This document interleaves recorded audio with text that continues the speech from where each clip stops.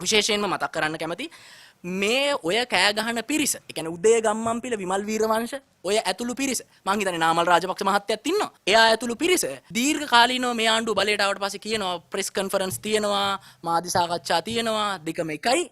ඒ වුණාට එහෙම කරලා කියන්නේ මොකද්ද? පාස්කු වින්දිත යන්න සාධාරණ ඉෂ්ට කරන්න කියලා. පාස්කු වින්දිතයන්ට සාධාරණ ඉෂ්ට කරන්න කියලා දීර්ඝ කාලිනව එයාලගේ ඉල්ලීමක් තියෙනවා. එතකොට ඒගොල්ලෝ හිතනවා 2019 2024 කාලේ ඒගොල්ලෝ බලේ හිටපු කාලේ මේ සාක්ෂි විනාශ කරලා තියෙන්නේ කියලා. ඒකයි බයිනතු කියන්නේ. නමුත් අපේ රටේ බුද්ධි අංශවල අපේ රටේ අපරාධ පරීක්ෂණ දෙපාර්තමේන්තුවේ දැඩි කැපවීම මත ඒ සාක්ෂි නැවත මතු කරගන්නවා. එතකොට මේගොල්ලෝ මතු කරන්නේ මේක පාස්කු වින්දිතයන්ට සාධාරණයක් ඉටු වෙන්නේ නැහැ. නමුත් දැන් පාස්කු වින්දිතයන්ට සාධාරණයක් ඉටු වෙනකොට මේගොල්ලෝ මොකද කරන්නේ? රණ විරෝධ අඩයම් කරනවා. දැන් එතකොට මොකද්ද මේ පරස්පර විරෝධ? මේගොල්ලෝ බලය ලබා ගැනීම වෙනුවෙන් එක වෙලාවකට රණ විරෝධ අඩයම ගැන කියනවා. එක වෙලාවකට කියනවා පාස්කු වින්දිතයන්ට සාධාරණ ඉටු වෙන්නේ නැහැ කියලා. මේගොල්ලෝ දෙක දෙපැත්තට පාවිච්චි කරගෙන තමන්ගේ පටුත්‍රාඩ ම්ලේච්ඡ දේශපාලනය ඉදිරියට ගෙන යන එක තමයි මේ කරන්න ලෑස්ති වෙන්නේ.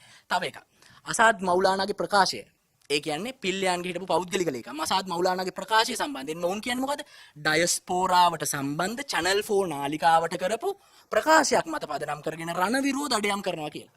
එතකොට මේගොල්ලෝ කියනවා ඒ channel 4 නාලිකාවට දීපු ප්‍රකාශය මත පදනම්ම මෙහෙම කරන්න බෑ කියලා. එතකොට අපේ රටේ ආරක්ෂක අංශ අපරාධ පරීක්ෂණ දෙපාර්තමේන්තුව ඔහුගෙන් ප්‍රකාශයක් සටහන් කරගන්නවා මේ සම්බන්ධව. මේගොල්ලෝ හිතනවා මෞලානා ආසාද්ට තියෙන පෞද්ගලික ආරවුලක් හින්දා ඔහු මේකට සාක්ෂි දෙන්නේ නැති වෙයි කියලා. හැබැයි අපරාධ පරීක්ෂණ දෙපාර්තමේන්තුව සමත් වෙනවා ඔහුගෙන් ප්‍රකාශ සටහන්. ඊට අමතරව මේ වෙනකොට සාක්ෂිකරුවන් කිහිප දෙනෙක්ම රහසිගතව සාක්ෂි දීලා තියෙනවා මේ සම්බන්ධව.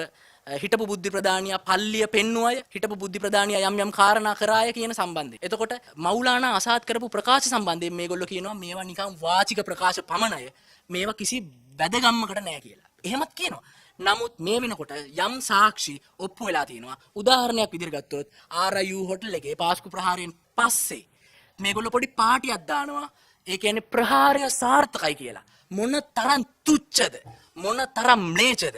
ඒ කියන්නේ පුංචි දරුවෙක් මරලා ළමයි 40ක් විතර මැරෙනවා. ඊට වැඩි ආබාධිත වෙච්ච ළමයි ඒ මිනිස්සු අඳෝනා දෙද්දි ඒ දවස්වල අඳෝනා තියතිය මලගයක් උනත් අපේ ගෙවල් වල මොකද කරන්නේ? දානවද හයියෙන් ටීවී එකවත්? නැහැ.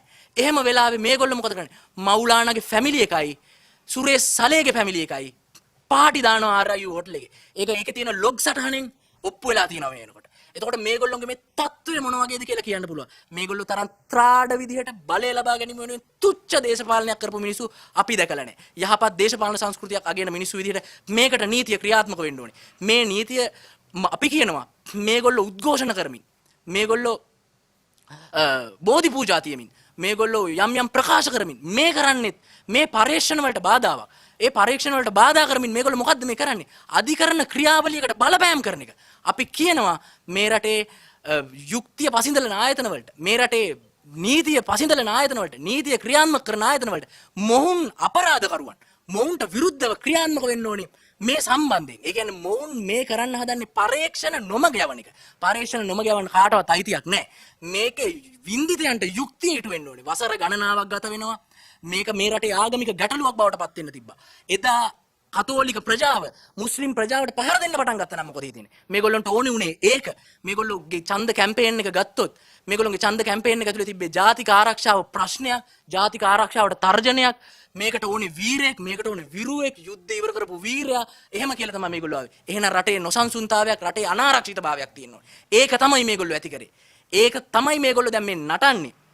එතකොට මේ මෞලානාගේ ප්‍රකාශය, එතකොට ඉතුරු සාක්ෂිකරුවන්ගේ ප්‍රකාශ එක්ක මේක යම් ආකාරයකට දැන් සනාථ වෙගෙන යනවා. එතකොට මේගොල්ලෝ කලබල වෙලා තියෙනවා. ඒකින්ද අපි කියන්නේ මේගොල්ලෝගේ කලබලෙත් අගටලේ, සලේගෙත් අගටලේ. සලේ නෙමෙයි සුරේෂ් ඔයා, සුරේෂ් සැලේ. සුරේෂ් සැලිලා ඉන්නේ. දැන් තමයි හෘද සාක්ෂි තට්ටු කරලා නඩුව අහන්න පටන් අරන් තියෙන්නේ. හෘද සාක්ෂි නඩුව අහන දවසට කොහොම වෙනවා?